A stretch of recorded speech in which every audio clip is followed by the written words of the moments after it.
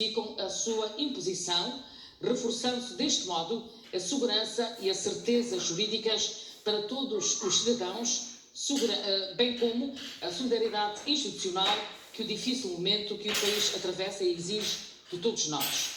Sobre a necessidade urgente e a oportunidade deste decreto presidencial, foi ouvida a Assembleia Nacional nos termos da Constituição da República de Angola.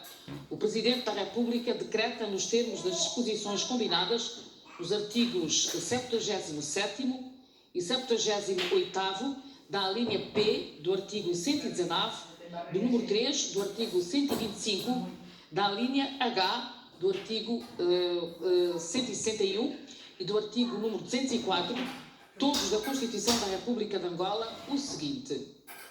Artigo número 1. Declaração de estado de emergência.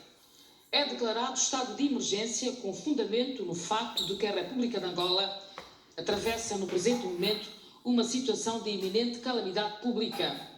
Ponto 2. A declaração de estado de emergência deve ser observada em todo o território nacional. Ponto número 3. O estado de emergência tem a duração de 15 dias, iniciando-se às 0 horas do dia 27 de março de 2020 e cessando às 23 horas e 59 minutos do dia 11 de abril de 2020, podendo ser prorrogado automaticamente nos termos da lei. Artigo número 2. Suspensão parcial de direitos. Na sequência da implementação do estado de emergência, é parcialmente suspenso, pelo período previsto no presente diploma, o exercício dos seguintes direitos. Ponto 1. Direito de residência, circulação e migração para qualquer parte do território nacional.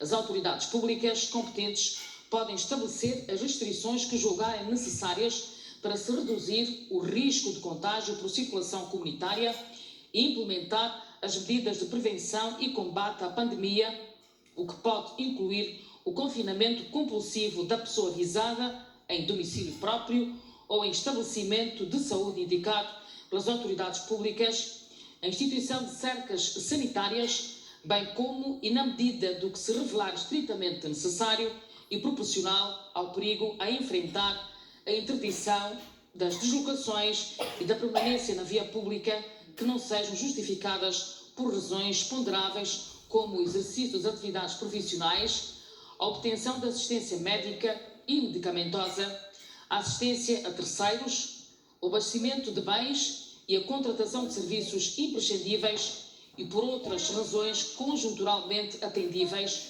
cabendo ao Governo especificar em que situações e com que finalidade a liberdade de circulação preferencialmente desacompanhada deve manter-se.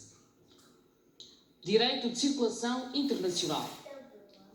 Podem ser estabelecidos pelas autoridades públicas competentes, respeitando os acordos regionais e internacionais sobre a matéria, determinados os controlos fronteiriços de pessoas e bens nos postos onde se julgar imprescindível para a eficácia do presente diploma legal, incluindo controlos sanitários nos portos e nos aeroportos, com a finalidade de se impedir a entrada no território nacional ou de se condicionar tal entrada à observância das condições necessárias para se reduzir significativamente o risco de propagação da pandemia, assim como a sobrecarga dos recursos afetos ao seu combate, nomeadamente através do confinamento compulsivo de pessoas.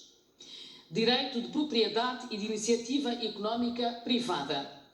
Pode ser requisitada pelas autoridades públicas competentes a prestação de quaisquer serviços e a utilização de bens móveis e imóveis, de unidades de prestação de cuidados de saúde, de estabelecimentos comerciais e industriais, de empresas e outras unidades produtivas e de prestação de serviços, bem como pode ser determinada a obrigatoriedade de abertura e funcionamento, o encerramento ou a modificação da atividade, da quantidade e do preço dos bens produzidos e dos serviços prestados por determinadas empresas, estabelecimentos e meios de produção.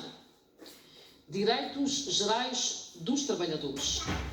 Podem ser determinados pelas autoridades públicas competentes que quaisquer trabalhadores de entidades públicas ou privadas independentemente do seu vínculo laboral ou contratual, se apresentem no serviço e, caso seja necessário, passem a desempenhar funções em lugar diferente, em entidade distinta e em condições e horários de trabalho específicos e diferentes daqueles que correspondem ao vínculo existente, nomeadamente no caso de trabalhadores dos setores da saúde, da proteção civil, da segurança e da defesa, bem como de outras atividades necessárias ao tratamento de doentes, à prevenção e ao combate à propagação da pandemia, à produção, à distribuição e ao abastecimento de bens e serviços essenciais, ao funcionamento de serviços vitais da economia, à operacionalidade das redes e das infraestruturas críticas e à indispensável manutenção da ordem pública e do Estado democrático e de direito. Direito à greve. Fica suspenso o recurso ao direito à greve em tudo quanto o exercício do mesmo possa comprometer o funcionamento de infraestruturas críticas ou de unidades de prestação de cuidados de saúde, bem como em setores económicos vitais para a produção, o abastecimento e o fornecimento de bens e serviços essenciais à população. Direito de reunião e de manifestação. Podem ser estabelecidas pelas autoridades públicas competentes, com base nas indicações e recomendações do Departamento Ministerial encarregue da Saúde Pública, as restrições que se julgarem pertinentes e eficazes para se reduzir o risco de contágio e se implementar as medidas de prevenção e combate à pandemia, incluindo a limitação ou a proibição da realização de reuniões, de manifestações, de comícios, de assembleias, de conferências, de congressos que impliquem uma aglomeração superior a 50 pessoas. Direito de liberdade de culto na sua dimensão coletiva. Podem ser estabelecidas pelas autoridades públicas competentes as restrições que forem julgadas pertinentes e eficazes para se reduzir o risco de contágio e se implementar as medidas de prevenção e combate à pandemia, incluindo a limitação ou a proibição da realização, de celebração de cariz religioso e de outros eventos de culto ou culturais, como funerais, casamentos, batizados, comemorações de aniversários, atos de iniciação, romarias, peregrinações, procissões, assembleias, graduações que impliquem uma aglomeração superior a 50 pessoas. Artigo número 3. Exceções à suspensão parcial de direitos. Ponto 1. Os efeitos da presente declaração de estado de emergência não são extensivos, em caso algum, aos direitos à vida, à integridade pessoal, à identidade pessoal, à capacidade civil e à cidadania, à não retroatividade da lei criminal, à defesa dos arguidos, à liberdade de consciência e de religião e à liberdade de expressão e de informação. Ponto 2. Em nenhuma circunstância é permitido que seja posto em causa o princípio da unidade e da integridade do Estado angolano. Artigo número 4. Regulamentação. O presente decreto presidencial é regulamentado através de diploma próprio, estabelecendo as regras de caráter obrigatório a observar em todos os setores da vida nacional afetados pelas suas normas e os procedimentos específicos aplicáveis à sua execução das disposições constantes do mesmo. Artigo 5º. Dúvidas e omissões. As dúvidas e omissões suscitadas pela interpretação e aplicação do presente decreto presidencial são resolvidas pelo Presidente da República. Artigo número 6. Entrada em vigor. O presente decreto presidencial entra em vigor às 0 horas do dia 27 de março do corrente ano. Publique-se o Presidente da República, João Manuel Gonçalves Lourenço.